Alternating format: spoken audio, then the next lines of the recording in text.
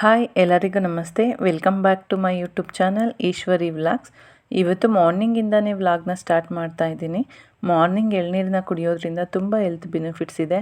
ಹಾಗೆ ನಾನು ಕೂಡ ಇವತ್ತು ಎಳ್ನೀರು ಕುಡಿಯೋದ್ರಿಂದ ಡೇನ ಸ್ಟಾರ್ಟ್ ಮಾಡಿದೆ. ಏನಪ್ಪ ಅಂದರೆ ಎಳ್ನೀರಲ್ಲಿ ಪೊಟ್ಯಾಷಿಯಮ್, ಮೆಗ್ನೀಷಿಯಮ್ ಮತ್ತು ಕ್ಯಾಲ್ಶಿಯಮ್ ಜಾಸ್ತಿ ಇರುತ್ತೆ. ಬ್ಲಡ್ ಪ್ರೆಷರ್ನ ಕಂಟ್ರೋಲ್ ಮಾಡುತ್ತೆ. ಸ್ನಾಯು ಸೆಳೆತ ಇದ್ದರೆ ಅದಕ್ಕೆ ಕೂಡ ಇದು ತುಂಬ ಒಳ್ಳೆಯದು. ಅದು ಅಲ್ಲದೆ ವೆಯ್ಟ್ ಲಾಸ್ ಮಾಡೋರಿಗೆ ಎಳ್ನೀರಂತೂ ತುಂಬಾ ಒಳ್ಳೆಯದು. ಇದಾದಮೇಲೆ ಬ್ರೇಕ್ಫಾಸ್ಟ್ನ ರೆಡಿ ಮಾಡಿ ನನ್ನ ಮಗನ್ನ ಸ್ಕೂಲ್ಗೆ ಹೊರಡಿಸ್ದೆ. ಅದೆಷ್ಟು ಬೇಗ ಟೈಮ್ ಆಗುತ್ತೆ ಅಂತ ಗೊತ್ತೇ ಆಗಲ್ಲ. ಮಾರ್ನಿಂಗ್ ಅಂತೂ ಕಣ್ಣು ಮುಚ್ಚಿ ಬಿಡೋ ಅಷ್ಟರಲ್ಲಿ 9 ಆಗಿರುತ್ತೆ. ದೊಡ್ಡ ಮಗ ಸ್ಕೂಲ್ಗೆ ಹೊರಟ್ರೆ ಇವನು ನಾನು ಬರ್ತೀನಿ ಅಂತ ಹಠ ಮಾಡ್ತಾನೆ, ಚಿಕ್ಕ ಪಾಪು. ಅಷ್ಟರಲ್ಲಿ ಸ್ಕೂಲ್ ಬಸ್ ಬಂತು. ದೊಡ್ಡ ಮಗನ್ನ ನಾನು ಸ್ಕೂಲ್ ಬಸ್ಗೆ ಹತ್ತಿಸಿ ನಾನು ಮತ್ತು ಪಾಪು ಬಂದ್ವಿ. ನಾನು ಕೂಡ ಆಫೀಸ್ಗೆ ರೆಡಿಯಾಗಿ ಹೋದೆ. ಸಂಜೆ ಹಾಗೆ ಬರ್ತಾ ಸ್ನ್ಯಾಕ್ಸ್ ಮತ್ತು ಫ್ರೂಟ್ಸ್ನ ತೊಗೊಂಡು ಬಂದಿದ್ದೆ. ಹಾಗೆ ಮಶ್ರೂಮ್ ಕೂಡ ತಂದಿದ್ದೆ. ಇವತ್ತು ಮಶ್ರೂಮಿಂದ ಪಲಾವ್ ಮಾಡೋಣ ಅಂತ ಹೇಳಿ ಮಶ್ರೂಮ್ ತೊಗೊಂಡು ಬಂದಿದ್ದೆ. ಸಾಂಬಾರಿಗೆ ಇರಲಿಲ್ಲ, ಸಾಂಬಾರು ಏನು ಪ್ಲಾನು ಕೂಡ ಮಾಡಿರಲಿಲ್ಲ. ಸಾಂಬಾರು, ರೈಸ್, ಮುದ್ದೆ ಅಥವಾ ಚಪಾತಿ ಈ ಥರ ಪ್ಲಾನ್ ಮಾಡೋಷ್ಟರಲ್ಲಿ ಲೇಟ್ ಆಗುತ್ತೆ ಅಂತ ಇವತ್ತು ಮಶ್ರೂಮ್ ಪಲಾವನ್ನೇ ಮಾಡ್ತಾಯಿದ್ದೇನೆ. ಮಶ್ರೂಮ್ ಪಲಾವ್ಗೆ ಏನಿಲ್ಲ, ಸಿಂಪಲ್ಲಾಗಿ ಏನಿದೆಯೋ ಅದನ್ನೇ ತೊಗೊಂಡಿದ್ದೇನೆ. ಟೊಮೊಟೊ, ಈರುಳ್ಳಿ, ಕರಿಬೇವು, ಗೋಡಂಬಿ ಹಾಗೆ ಒಂದಷ್ಟು ರುಬ್ಬಿದ ಮಸಾಲೆ ಹಾಕ್ಕೊಂಡಿದ್ದೇನೆ. ಫಸ್ಟು ಒಂದು ಕುಕ್ಕರ್ಗೆ 3-4 ಟೇಬಲ್ ಸ್ಪೂನ್ ಎಣ್ಣೆ ಹಾಕಿ ಅದು ಬಿಸಿ ಆದಮೇಲೆ ಅದಕ್ಕೆ ಮರಾಠಿ ಮೊಗ್ಗು, ಚಕ್ಕೆ, ಅನಾನಸ್ ಮೊಗ್ಗು, ಒಂದು 4 ಗೋಡಂಬಿ ಹಾಗೆ ಕರಿಬೇವನ್ನ ಹಾಕ್ಕೊಂಡಿದ್ದೇನೆ.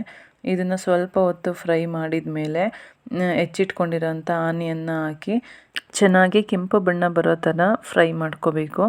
ಇದಾದ ಮೇಲೆ ನಾನು ಒಂದು ಮಿಕ್ಸಿ ಜಾರ್ಗೆ ಕೊತ್ತಂಬರಿ ಸೊಪ್ಪು, ಪುದೀನ ಸೊಪ್ಪು, ಶುಂಠಿ ಬೆಳ್ಳುಳ್ಳಿ ಪೇಸ್ಟು ಹಾಗೆ ಹಸಿರು ಮೆಣಸಿನ್ಕಾಯಿ ನಮಗೆ ಖಾರಕ್ಕೆ ಎಷ್ಟು ಬೇಕೋ ಅಷ್ಟು ಹಾಕ್ಕೊಂಡು ರುಬ್ಬಿಟ್ಕೊಂಡಿದ್ದೇನೆ. ಇದು ಚೆನ್ನಾಗಿ ಫ್ರೈ ಆದಮೇಲೆ ಇವಾಗ ನಾನೇನು ರುಬ್ಬಿಟ್ಕೊಂಡು ರೆಡಿ ಮಾಡ್ಕೊಂಡಿದ್ದೇನೆ ಮಸಾಲ, ಅದನ್ನು ಆ್ಯಡ್ ಮಾಡ್ಕೊಳ್ತಾ ಇದ್ದೇನೆ. ಇದು ಕೂಡ ಹಸಿ ವಾಸನೆ ಹೋಗೋ ತನಕ ಸ್ವಲ್ಪ ಚೆನ್ನಾಗಿ ಫ್ರೈ ಮಾಡ್ಕೋಬೇಕು.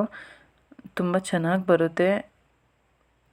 ಹಸಿ ಥರ ಅನ್ನಿಸ್ಬಾರ್ದು. ಇದನ್ನು ಚೆನ್ನಾಗಿ ಫ್ರೈ ಆದಮೇಲೆ ಇದಕ್ಕೆ ಟೊಮೊಟೊನ ಆ್ಯಡ್ ಮಾಡ್ಕೋಬೇಕು. ನಾವು ಮಶ್ರೂಮ್ನ ಅಷ್ಟರಲ್ಲಿ ಕ್ಲೀನ್ ಮಾಡಿ ಇಟ್ಕೊಳ್ಳೋಣ ಅಂತ ಹೇಳಿ ಸೈಡಲ್ಲಿ ಮಶ್ರೂಮ್ನೆಲ್ಲ ನೀಟಾಗಿ ಕ್ಲೀನ್ ಮಾಡಿ ಇಟ್ಕೊಂಡಿದ್ದೀನಿ. ಇದಾದಮೇಲೆ ಸ್ವಲ್ಪ ಟೊಮೊಟೊನ ಆ್ಯಡ್ ಮಾಡಿಕೊಂಡು ರುಚಿಗೆ ತಕ್ಕಷ್ಟು ಉಪ್ಪನ್ನ ಹಾಕಿ ಚೆನ್ನಾಗಿ ಬಾಡಿಸ್ಕೋಬೇಕು. ಇದು ಟೊಮೊಟೊ ಕೂಡ ಅದ್ರ ಜೊತೆಗೇ ಬೆಂದೋಗುತ್ತೆ. ಹಸಿ ವಾಸನೆ ಹೋಗೋ ತನಕ ಇದನ್ನು ಫ್ರೈ ಆದಮೇಲೆ ಇದಕ್ಕೆ ಸೋಸಿ ಕ್ಲೀನ್ ಮಾಡಿ ವಾಶ್ ಮಾಡಿ ಇಟ್ಕೊಂಡಿರೋಂತಹ ಮಶ್ರೂಮ್ನ ಆ್ಯಡ್ ಮಾಡ್ಕೊಳ್ತಾ ಇದ್ದೀನಿ. ಮಶ್ರೂಮ್ನ ಆ್ಯಡ್ ಮಾಡ್ಕೊಂಡಾದಮೇಲೆ 1-2-3 ನಿಮಿಷ ಹಾಗೆ ಅದು ಮಸಾಲೆ ಎಲ್ಲ ಮಶ್ರೂಮ್ಗೆ ಹಿಡಿಯೋ ಥರ ಸ್ವಲ್ಪ ಫ್ರೈ ಮಾಡ್ಕೋಬೇಕು. ಇದನ್ನೆಲ್ಲ ಚೆನ್ನಾಗಿ ಫ್ರೈ ಮಾಡ್ಕೊಂಡ್ಮೇಲೆ ಇದಕ್ಕೆ ಸ್ವಲ್ಪ ಕುದಿ ಬರುತ್ತೆ. ಈ ಟೈಮಲ್ಲಿ ನಾನು ಅಕ್ಕಿನ ಆ್ಯಡ್ ಮಾಡ್ಕೊಳ್ತೇನೆ. ನಾನಿಲ್ಲಿ 1-1.5 ಗ್ಲಾಸ್ ಅಕ್ಕಿ ತೊಗೊಂಡಿದ್ದೇನೆ. 1.5 ಗ್ಲಾಸಿಗೆಲ್ಲ ನನಗೆ 3 ಲೋಟ ನೀರು ಸಾಕಾಗುತ್ತೆ. ಯಾವಾಗ ನಾವು ಕುಕ್ಕರ್ನ ಸ್ಟವ್ ಮೇಲೆ ಇಟ್ಟು ರೆಡಿ ಮಾಡ್ಕೊಳ್ತೀವಿ ಆವಾಗಲೇ ನಾನು ಇನ್ನೊಂದು ಸ್ಟವ್ ಮೇಲೆ 3 ಲೋಟ ನೀರನ್ನ ಕುದಿಲಿಕ್ಕೆ ಇಟ್ಟಿದ್ದೆ. ಇದೆಲ್ಲ ರೆಡಿ ಆಗೋ ಅಷ್ಟರಲ್ಲಿ ಪಕ್ಕದಲ್ಲಿಟ್ಟಿರೋ ನೀರು ಕೂಡ ಕುದ್ದಿರುತ್ತೆ. ಆ ನೀರನ್ನ ಇದಕ್ಕೆ ಆ್ಯಡ್ ಮಾಡಿ ಇನ್ನು ಉಪ್ಪು ಅಥವಾ ಖಾರ ಏನಾದರೂ ಬೇಕಂದರೆ ಆ್ಯಡ್ ಮಾಡಿಕೊಂಡು ಇವಾಗ ಒಂದು ಸಲ ಚೆಕ್ ಮಾಡ್ಕೊಳ್ತೀನಿ. ಇದಾದಮೇಲೆ ಸ್ವಲ್ಪ ಕಸೂರಿ ಮೇಥಿನ ಅದ್ರ ಮೇಲೆ ಉದುರಿಸ್ಕೊಂಡು ಲಿಡ್ ಕ್ಲೋಸ್ ಮಾಡಿ 2 ವಿಷಲ್ ಹಾಕ್ಸಿದ್ರೆ ಮಶ್ರೂಮ್ ಬಿರಿಯಾನಿ ರೆಡಿಯಾಗಿರುತ್ತೆ.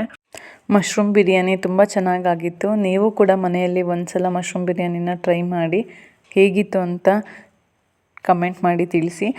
ಊಟ ಎಲ್ಲರದು ಆಯಿತು. ಊಟ ಆದಮೇಲೆ ಪಾತ್ರೆ ಎಲ್ಲ ವಾಶ್ ಮಾಡಿ ಇಡೋಣ ಅಂತ ಹೇಳಿ ನಾನು ಕಿಚನ್ನ ಕ್ಲೀನ್ ಮಾಡ್ಕೊಳ್ತಾ ಇದ್ದೇನೆ. ನಾನು ಬೇಗನೆ ಊಟ ಮುಗಿಸ್ಕೊಳ್ತೀನಿ. 8 o'clock ಒಳಗಡೆ ನಮ್ಮ ಡಿನ್ನರ್ ಎಲ್ಲ ಮುಗಿದೋಗುತ್ತೆ. ಈಗ 8 to 9 ನಾನು ಕಿಚನ್ ಕ್ಲೀನ್ ಮಾಡೋದೇ ಆಗುತ್ತೆ. ಮತ್ತು ಇನ್ನು ಬೇರೆ ವರ್ಕ್ಗಳೆಲ್ಲ ಇರುತ್ತೆ. ಮಾರ್ನಿಂಗೆ ಮತ್ತೆ ಏನು ತಿಂಡಿ ಮಾಡಬೇಕು ಅನ್ನೋದು ಪ್ರಿಪ್ರೇಷನ್ಸ್ ಎಲ್ಲ ನೈಟೇ ಮಾಡಿ ಇಟ್ಕೊಳ್ತೇನೆ. ಹಾಗೆ ಪಾತ್ರೆಗಳನ್ನೆಲ್ಲ ಪೆಂಡಿಂಗ್ ಇಟ್ಕೊಂಡ್ರೆ ಮಾರ್ನಿಂಗ್ ನಮಗೆ ರಿಸ್ಕ್ ಆಗುತ್ತಲ್ವ, ಹಾಗಾಗಿ ನೈಟೇ ಪಾತ್ರೆನೆಲ್ಲ ತೊಳ್ಕೊಬೇಕು. ಕೆಲವೊಂದು ದಿನ ತುಂಬಾ ಟಯರ್ಡ್ ಅನ್ನಿಸಿರುವಾಗ ಪಾತ್ರೆನ ತೊಳಿಲಿಕ್ಕೆ ಆಗಲ್ಲ. ಆಗ ಪೆಂಡಿಂಗ್ ಹಾಗೆ ಇಟ್ಟಿರ್ತೀನಿ. ಮಾರ್ನಿಂಗ್ ಇದ್ದಾಗ ಕಿಚನಿಗೆ ಹೋಗ್ಲಿಕ್ಕೆ ಇಂಟ್ರೆಸ್ಟ್ ಬರ್ತಾ ಇರಲ್ಲ. ಅದಕ್ಕೆ ನಾನು ನೈಟೇ ಮಾಡಿಟ್ಕೊಂಡ್ರೆ ಬೆಸ್ಟ್ ಅನಿಸುತ್ತೆ. ಇದಿಷ್ಟು ಕಿಚನ್ ಕೆಲಸಗಳಾದರೆ ಇನ್ನೂ ಬೇರೆ ಕೆಲಸಗಳಿರುತ್ತೆ. ಮಾರ್ನಿಂಗ್ ಬ್ರೇಕ್ಫಾಸ್ಟಿಗೆ ವೆಜಿಟೇಬಲ್ಸ್ನೆಲ್ಲ ಕಟ್ ಮಾಡ್ಕೊಳ್ಳೋದಿದ್ದರೆ ಹಿಂದಿನ ದಿನವೇ ಕಟ್ ಮಾಡಿ ಇಟ್ಕೊಳ್ತೇನೆ. ಯಾಕಂದರೆ ನಾಳೆ ಮಾರ್ನಿಂಗು ವೆಜಿಟೇಬಲ್ ಪಲಾವ್ಸ್ ಆಗ್ಬೋದು, ಪಲ್ಯಗಳಾಗಿರ್ಬೋದು, ಆವಾಗ ತರಕಾರಿನ ಹೆಚ್ಕೊಂಡು ಮಾಡ್ತೀನಿ ಅಂದರೆ ಟೈಮ್ ಸ್ವಲ್ಪ ಜಾಸ್ತಿ ತಗೊಳುತ್ತೆ. ಹಾಗಾಗಿ ನಾನು ಹಿಂದಿನ ರಾತ್ರಿಯೇ ತರಕಾರಿಗಳನ್ನೆಲ್ಲ ಹೆಚ್ಚಿಟ್ಕೊಳ್ತೇನೆ. ಇದಾಗಿತ್ತು ಇವತ್ತಿನ ವಿಡಿಯೋ. ಈ ವಿಡಿಯೋ ನಿಮಗೆ ಸ್ವಲ್ಪನಾದರೂ ಇಷ್ಟ ಆಗಿದರೆ ಪ್ಲೀಸ್ ಒಂದು ಲೈಕ್ ಮಾಡಿ. ಹಾಗೆ ಯಾರೆಲ್ಲ ಸಬ್ಸ್ಕ್ರೈಬ್ ಮಾಡ್ಕೊಂಡಿಲ್ಲ ದಯವಿಟ್ಟು ನಮ್ಮ ಚಾನಲ್ನ ಸಬ್ಸ್ಕ್ರೈಬ್ ಮಾಡಿಕೊಂಡು ನೋಡಿ. ಮತ್ತೊಂದು ಇಂಟ್ರೆಸ್ಟಿಂಗ್ ವಿಡಿಯೋದೊಂದಿಗೆ ಮತ್ತೆ ಸಿಗ್ತೀನಿ. ಈ ದಿನ ನಿಮ್ಮೆಲ್ಲರಿಗೂ ಶುಭವಾಗಲಿ. Thank you.